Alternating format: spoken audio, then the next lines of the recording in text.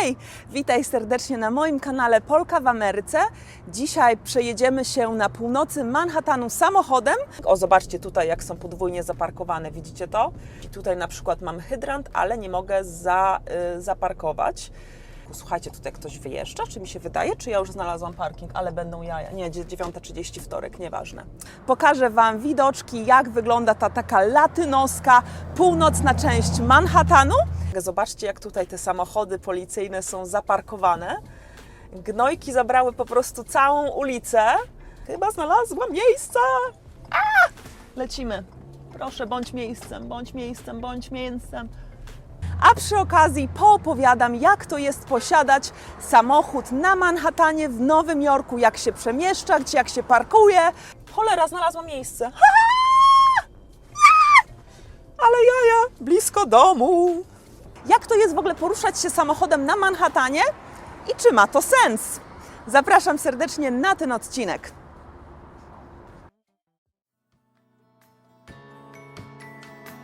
Polka w Ameryce. Już widzę moje autko, już dochodzę do autka.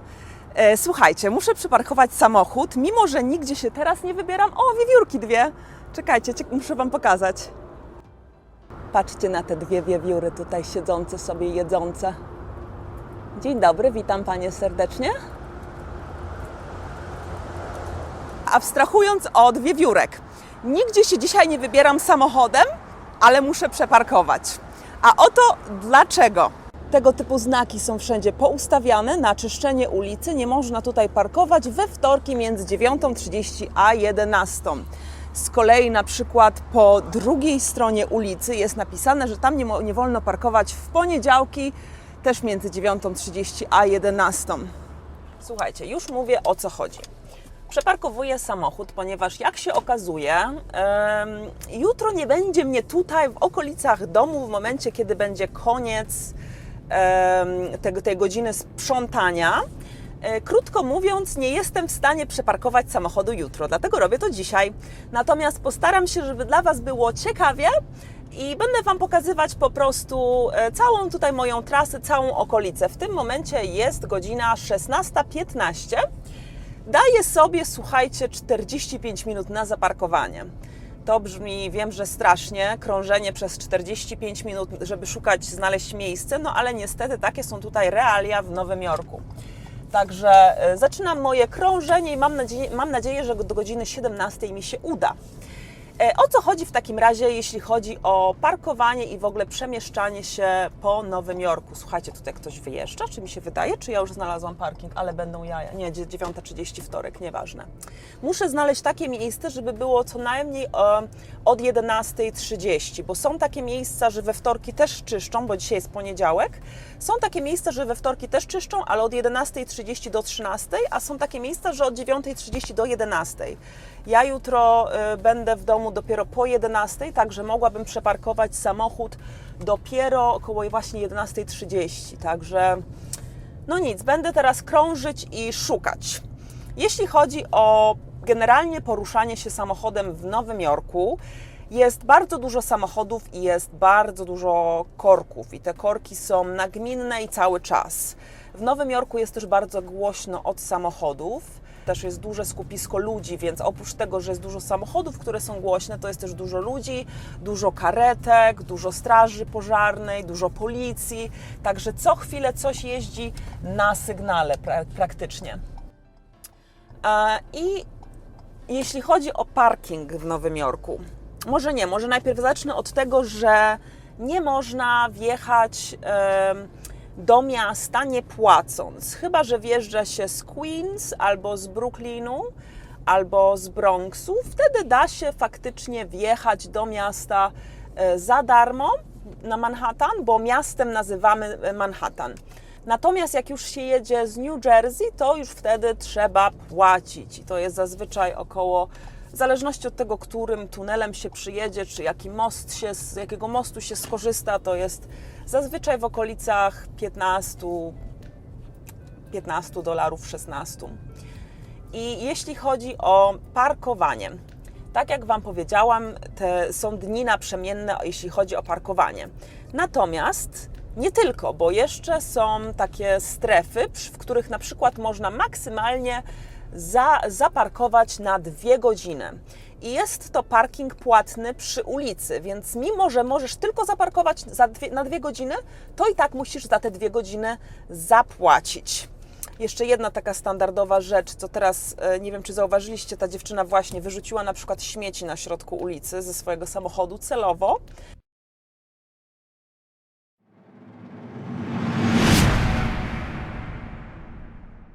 I niestety jest to nagminne właśnie w tej latynoskiej okolicy. To samo facet stoi na awaryjnych. To jest tak zwane double parking, podwójne parkowanie, czyli zastawia. Bardzo często się zdarza, że w ogóle są całe rzędy samochodów zastawiające tych ludzi po prawej stronie, którzy normalnie zaparkowali swój samochód. Także jest bardzo frustrujące, przyznam się szczerze, jeżdżenie samochodem po Nowym Jorku. No i mówię o tych parkingach. Jak już jest parking płatny, to najczęściej właśnie na maksymalnie 2 godziny. Pierwsza godzina, w zależności od tego, gdzie jesteśmy dokładnie na Manhattanie, ponieważ powyżej 96 ulicy jest taniej i tam chyba powyżej 110 jest jeszcze taniej, czy powyżej 110 nawet się nie płaci. Natomiast w takim centrum pierwsza godzina kosztuje $4,5 za parking. O, zobaczcie tutaj, jak są podwójnie zaparkowane, widzicie to? To jest bardzo też niebezpieczne, bo trzeba wjeżdżać na pas przeciwległy. Pierwsza godzina kosztuje $4,5 na Manhattanie zaparkowania, natomiast druga godzina kosztuje $7,5. Także tak czy owak płacisz $12 za te 2 godziny. Można też, jest bardzo dużo garażów podziemnych, parkingów, z tym, że tam nawet jeśli chcesz zaparkować na godzinkę, półtora, to i tak zazwyczaj wliczają cenę całodobową. Średnio jest to $30–40 za dzień. Natomiast można sobie też wykupować pakiety, że na przykład przez cały miesiąc parkujesz w jakimś garażu niedaleko Twojego mieszkania. Wtedy ta cena, w zależności od tego, gdzie to jest, na przykład oczywiście na Bronxie, czy na przykład Staten Island, czy może gdzieś głębiej na Queens albo na Brooklynie głębiej, będą to ceny o wiele niższe oczywiście niż na Manhattanie. Na Manhattanie to są ceny rzędu $250–300 miesięcznie. Natomiast jeśli zaparkujesz, co się dzieje, jeśli zaparkujesz w miejscu, w którym nie możesz parkować? Czyli albo obok hydrantu. Hydrant z jednej i z drugiej strony musi mieć 15 stóp odległości. Tutaj na przykład mam hydrant, ale nie mogę zaparkować. Natomiast jak się zaparkuje samochód w miejscu, w którym nie wolno tego samochodu parkować, czyli właśnie przy hydrancie, poniżej 15 stóp od hydrantu, to jest jakieś 5–6 metrów w każdą stronę od hydrantu. I jeśli tam zostawisz auto, albo zostawisz auto w miejscu, gdzie ma być czyszczone tego dnia akurat, to taki mandacik $65. I powiem Wam szczerze, że czasami opłaca się dostać mandat. To znaczy, jeśli mieszkasz w takiej okolicy na Manhattanie, widzicie jak tutaj w ogóle, jeszcze tak tylko zwrócę uwagę, zobaczcie jak tutaj te samochody policyjne są zaparkowane. Gnojki zabrały po prostu całą ulicę i nie da się po prostu bezpiecznie wjechać. Widzicie, o, wjechałam, myślałam, że się da i się jednak, kurde, nie da przez te samochody policyjne. No dobra. Przywłaszczyli sobie po prostu całą ulicę, nieważne. W każdym razie czasami opłaca się dostać mandat. Dlaczego? Bo jeśli się okazuje, że miesiąc postoju w garażu albo gdzieś na jakimś parkingu kosztuje na przykład $300 tam, gdzie mieszkasz, to bardziej Ci się opłaca dostawać mandat $65 co tydzień, ponieważ 4 tygodnie w miesiącu wyjdzie Ci mniej niż $300. A nuż masz czas, żeby przeparkować ten samochód, na przykład, może akurat masz ten czas. No standing, ok, tutaj nie mogę stać, z kolei tam były, że dni szkolne. W dni szkolne w okolicach szkoły nie wolno parkować. Także się jeździ i się szuka. Ale spoko, jest dopiero 16:20. Także dopiero 5 minut jeżdżę. Trochę to jeszcze potrwa. Przejeżdżam właśnie koło mojego domku. Tu jest co prawda miejsce, ale przy hydrancie, więc nie wolno parkować. Też są takie znaki, przed chwilą minęłam i tam jest napisane, że nie wolno tam stawać, no standing anytime, że w żadnym wypadku nie można tam stawać o żadnym czasie dnia czy nocy. I też bardzo dużo jest tego typu znaków, co też oczywiście utrudnia szukanie miejsca. Bardzo często parking jest wyznaczony białą linią, natomiast miejsca, w których nie wolno parkować, są z kolei zaznaczone na żółto przy chodniku albo bezpośrednio krawędź chodnika jest zamalowana na żółto. Podwójne parkowanie znowu tam.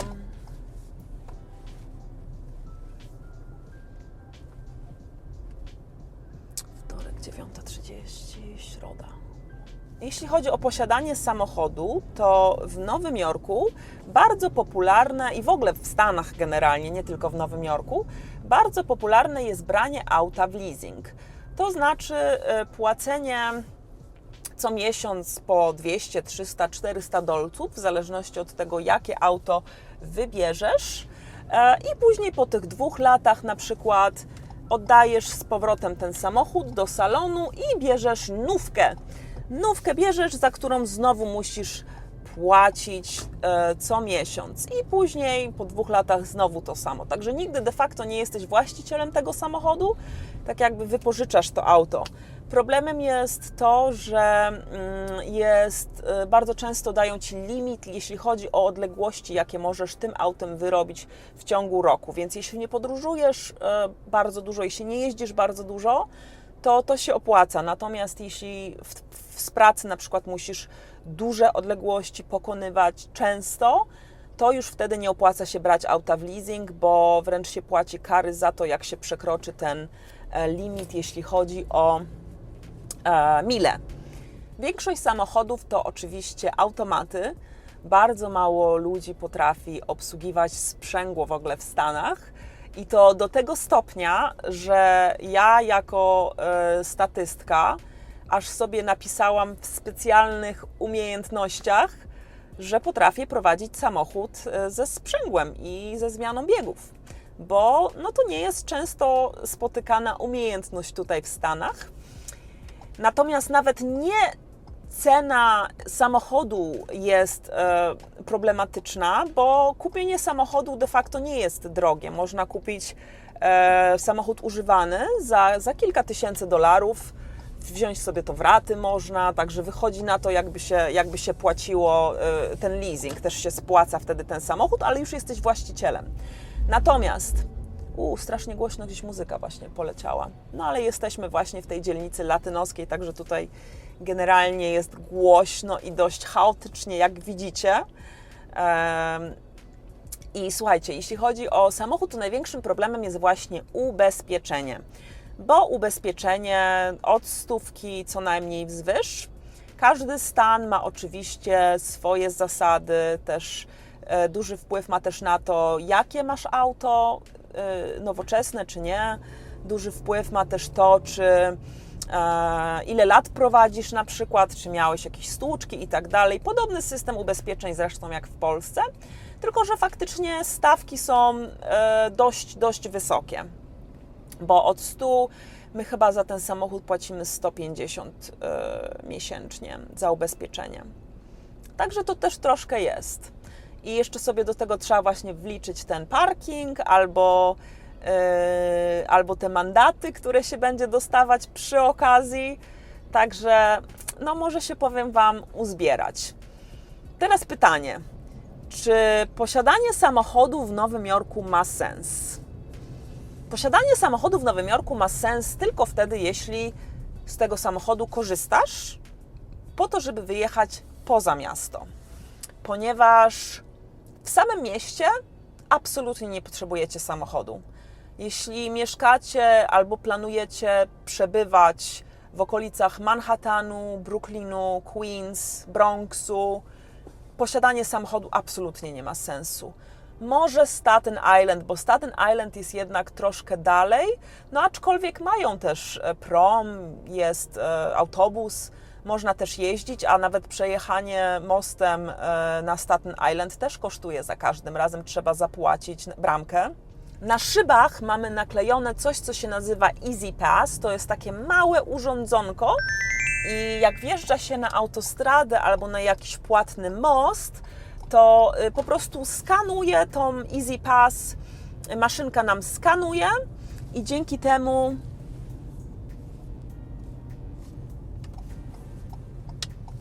chyba znalazłam miejsce, Lecimy. Proszę, bądź miejscem, bądź miejscem, bądź miejscem. To nie było miejsce parkingowe. Damn it. No nic, jeździmy dalej. Dopiero 17 minut jeszcze. Nie jest źle. Także wystarczy sobie zamówić to urządzonko, które przykleja się dosłownie na szybę.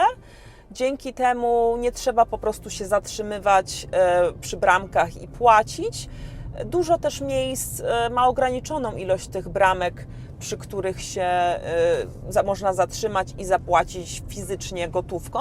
Większość właśnie korzysta z tego Easy Passa. A właśnie, zaczęłam mówić i w końcu nie skończyłam. Jeśli chodzi o posiadanie samochodu, czy ma sens, to właśnie ma sens, kiedy się wyjeżdża często poza miasto, bo jednak w tym mieście naprawdę nie potrzebujecie samochodu. Wszędzie dostaniecie się łatwo komunikacją miejską. Mamy też Uber, Lyft jest. Jest jeszcze jedna taka, jak się nazywa ta trzecia? No już nie pamiętam. Jest jeszcze trzeci rodzaj taksówki. Oprócz tego są jeszcze te słynne żółte taksówki. Także jest naprawdę mnóstwo miejsc, w których można się... Cholera, znalazłam miejsce. Ale jaja, blisko domu. Wygrałam na loterii. To jest właśnie to. Znalezienie miejsca parkingowego. Czuję się teraz tak dobrze. O kurczę. Bam. Zaparkowałam? Zaparkowałam.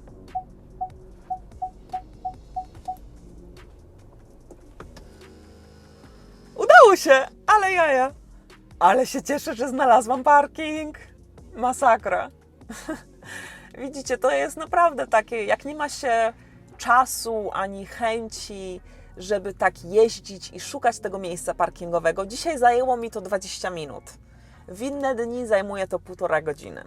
Także nie zawsze jest sens, nie zawsze każdy ma chęci i możliwości, żeby przeparkowywać to auto. Nie zawsze każdy ma finanse, żeby z kolei płacić za jakiś parking płatny, jeśli mieszka się właśnie bliżej centrum. No, przyznam się szczerze, jak przyjeżdżacie do Nowego Jorku, nie przyjeżdżajcie samochodem. Wszędzie będziecie się ładnie poruszać. Naprawdę gwarantuję Wam, że samochód to po prostu większy ból głowy.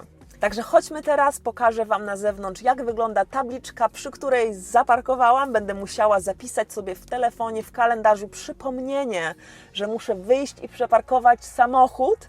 Właśnie tak, jak zrobiłam to teraz. Także zapraszam Was serdecznie, zaraz zakończymy odcinek przy tej tabliczce na zewnątrz. Czyli w tym miejscu mogę parkować do poniedziałku do 11:30 i są właśnie ludzie, którzy przychodzą o 11:30 i na przykład siedzą w swoim aucie do 1:00. Także to jest totalny bezsens dla mnie, tracą swoje południe. Dzięki serdeczne za zostanie ze mną do końca odcinka. Mam nadzieję, że nie było super nudno. Starałam się urozmaicić ten odcinek, pokazując Wam właśnie, jak wygląda ulica, jak się jeździ tutaj. Także mam nadzieję, że miło się to oglądało. To było też czysto informacyjne dla ludzi, którzy wybierają się do Nowego Jorku i zastanawiają się, czy w ogóle jest sens przyjeżdżać tutaj samochodem.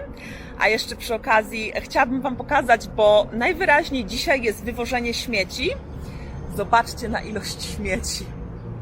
Wow! I później dziwić się, że te szczury tutaj wszędzie są. Masakra. Ponoć w Nowym Jorku jest więcej szczurów niż ludzi.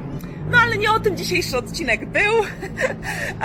Dzięki wielkie za spędzenie ze mną czasu. Dziękuję Ci, że jesteś. Do zobaczenia w kolejnym odcinku Polki w Ameryce. Wpadajcie na mój Instagram, subskrybujcie kanał, dajcie lajka, to też pomaga algorytmowi. Jeśli jesteś ze mną tutaj do samego końca tego odcinka, to naprawdę tego lajka już mogłabyś dać mi, no. Dzięki wielkie, na razie, pa.